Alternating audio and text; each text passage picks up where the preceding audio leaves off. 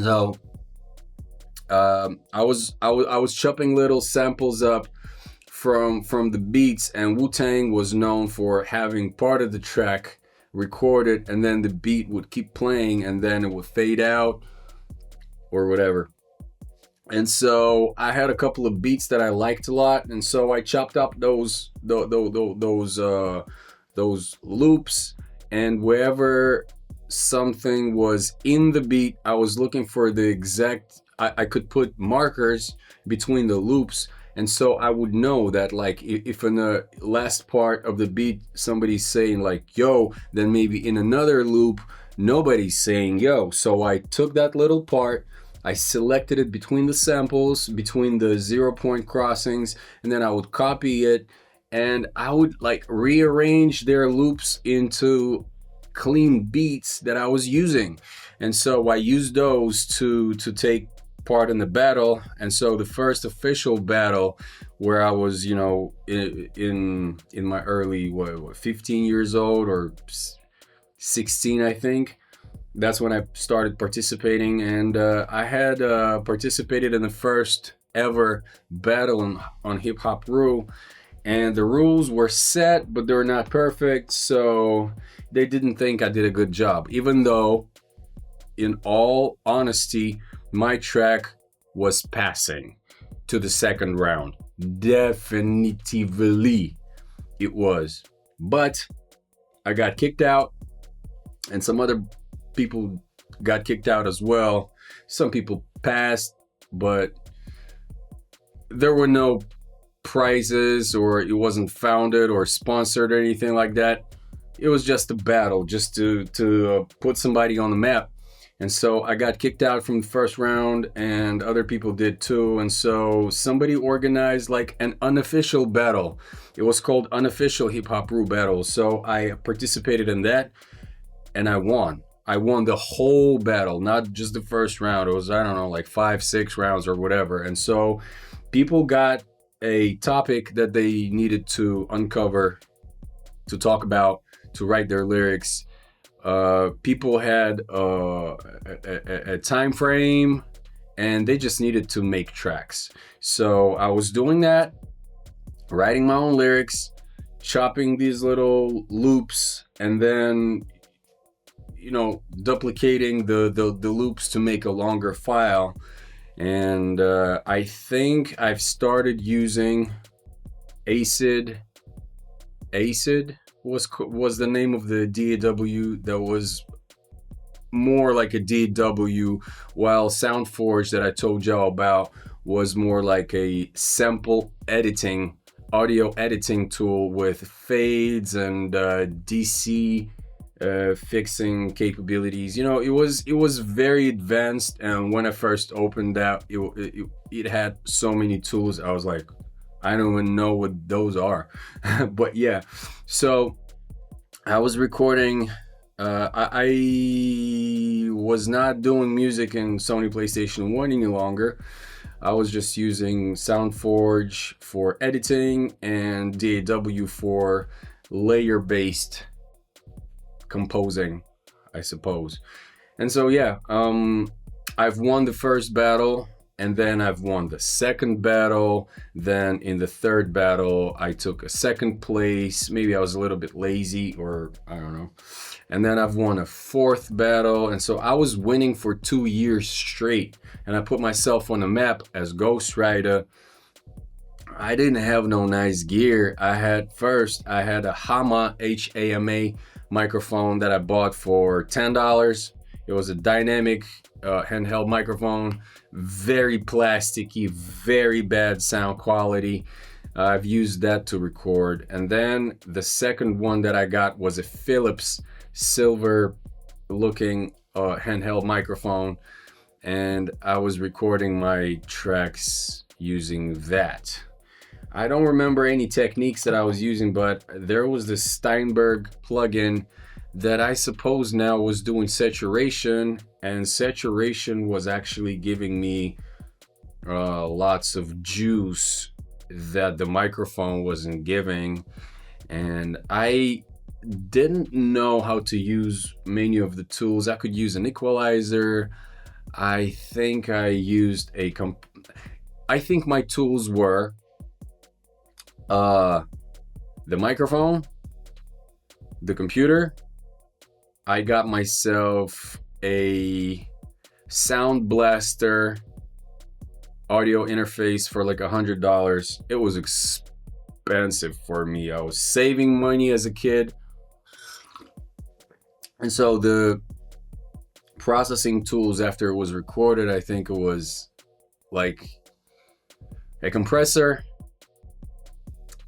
an equalizer, bunch of like regular tools, not external, but whatever was stock that the program came with, like fade outs and a little bit of outdated noise suppression, stuff that SoundForge gives you as a basic. That's how it all started, and I put myself on the map on hiphop.ru. At that time, I was doing good quality. People knew that Ghost RYDA is that MF that can do the stuff. And I surrounded myself with people that were coming. And although I was calling myself Ghost RYDA, I've created a name for my studio that was already RYDA Records, RYDA Records with a Z at the end. It's still the same name to this day. So I've been Ghost RYDA of RYDA Records. And then in the future, I've decided that I gotta recalibrate myself, and I became RYDA. But because if you put RYDA, you can't really find anybody. I mean, you can find me, you can find other stuff because it's more like an American term. I've decided to become Robert RYDA, which Robert is my name. And yeah, then I thought in the distant future, I thought that Robert RYDA isn't too much of a rap cadence like name, because Ghost RYDA, and then Robert RYDA. It's more for like a singer. I feel like I'll just shorten it up to Rob RYDA, which is more like a rap name. It's, so to this day, I'm Rob RYDA, whatever. RYDA, like Rob RYDA is more for just looking for me online, and it's gonna be just one person. I have not been able through these years to find another Rob RYDA. It's just me, so it works perfectly. But if y'all want to know what my name is, RYDA, all right, of RYDA Records.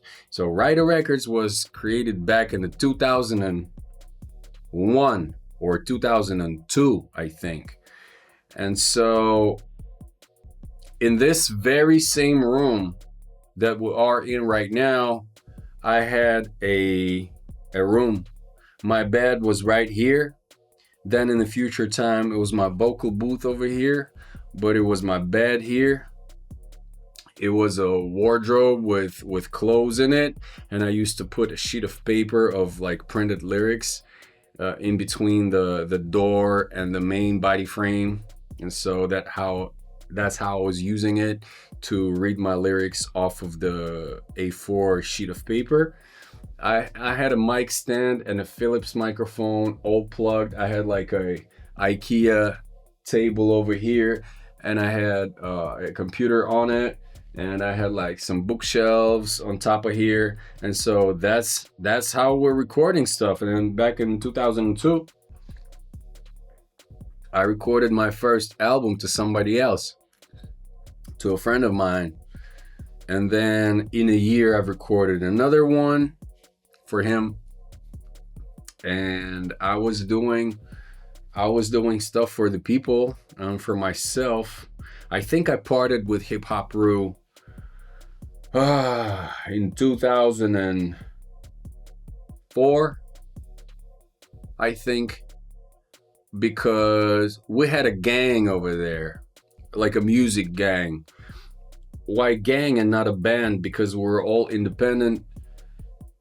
but we're friends and we collaborated in other battles and stuff.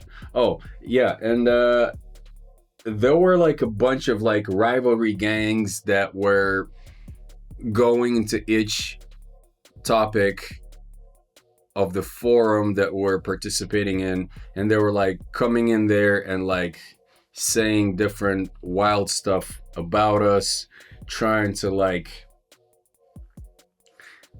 talk BS about us, okay? And so at one point it became so devastatingly weird feeling inside that I was like, F this. I don't wanna be a part of this anymore. And I had this person from Hip Hop Ru. He called himself Thug Lifer. He was living, I think, in the US, or maybe, yeah, in the US. And so he had a server. He was like a computer guy and a rap fan. So he had a server, and I already had a skill on how to install different modules and, configure them so that we have our own forum. And so we parted from Hip Hop Ru, and we decided to make our own forum. I think I registered my first domain name, and it was Rapwar, RAPWAR.ru, and it was a rap battle forum. And so because I was popular in Hip Hop Ru, I was telling people like, yo, we'll have a dedicated battle only rap forum, and so please join. I was an administrator. This guy Thug Lifer, he was an administrator, and he had a server. I was configuring the forum. We had people over there, believe it or not. We had people, and a bunch of them today, they still know it existed, but some of them, they even don't know it was me. So we had a rapwar.ru, RWR I called it. So it was a good time. Yeah, and I started recording other people, started grabbing some gear. I was kind of saving and asking for a little bit of money for my birthday, so every year I could allow myself to get something. I remember I got myself a Palm-held computer, one of the first Palm-held computers, but it was a pre-Palm computer. The actual name of what I'm describing was called Palm, Palm, but there was a computer predated to that. I don't remember the name, but it was also a handheld computer. You could run a Windows on it, like a Windows 95-ish or something like that. And so it was like around $300 worth. And so I got it as a gift for my stepdad. He never used it because when the battery's out, it loses information. So it wasn't convenient. It was just a gadget of a new age back then. And so I put this computer online for sale. It was in a good condition, and somebody came, and this guy, he felt to me like he was from the structures, because I really never told him my full address, but when he got here, he actually knew how to find me. I was just a kid. I was like 16 years old. So this guy came with cash, and he paid me like $300 in rubles. He got it. It was working. It was in a perfect condition. And he said if I had like a 500 rubles change, which I'm like, no. So he was like, whatever. So he gave me that 1,000 rubles instead of a 500 because he had only thousands. I was like, wow, that's a lot of money. And so I went to a Yamaha store, which is also called the World of Music, Mir Muziki, on Sadovaya Koltso in Moscow. And I really decided between Rode NT1, and I wanted to get that microphone, that Australia-made microphone.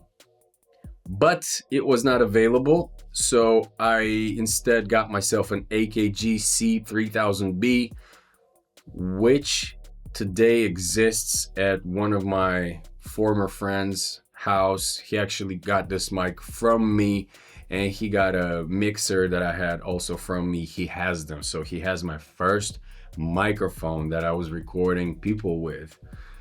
And I remember I got it for $350. That was my condenser microphone. So I got this, and I got a Yamaha MG12/4 mixer. I've already paid for it, and the guy's like, oh, we don't have it in stock. I'm like, bro, I just paid. Here's my receipt. And he's like, okay, there's one, you know, in the room, not one from the warehouse, from the storage. Is like one on display. So if you want it, you can have it. And I was like, well, yeah, whatever. And he's like, this was reserved by somebody, but because I already paid for it and had a receipt on hand, this became my piece. So I traded this little handheld computer for the money, and the money went into buying a microphone, and I edited up a little bit, and I got me that mixer, like a blue 12 channel, I think, mixer, and I was using that for a long time. I had no I had no speakers, so I was using this Muzikальный Center, like this music. It had like 7 CDs and tapes and radio, AM, FM. I still have it. It's in that other room right there. And so I still have it. I was using that to listen to my music as, studio monitors. So I had that. I had a Sound Blaster. That was my audio interface, PCI board plugged into my AMD Athlon Windows-based computer. A lot changed over here recently. I got this beautiful 24 rack space mastering style studio desk, and I got some gear, the SSL Bus Plus, but that's in the future video to talk about. So I'm willing to share it all. I'm willing to develop even more, and because it took a long time, and I think I pretty much learned everything that I needed to learn, and it's a really broad subject and a lot of experience. I feel like I'm self-sufficient. I could even be like a Russian Dr. Dre, to be honest. The one who doesn't jump in the camera and be like, yo, let me freestyle. He's not like that. He's more like, let me do my craft in the studio. Then I'll come back. You'll give it a listen, and you're going to enjoy it. So I guess I'm like that, but I also do my stuff, and whatever you want to do, whatever you want to see that I do, let me know. Let me know in the commentary. Keep watching, and see you in the next one. All right? Peace.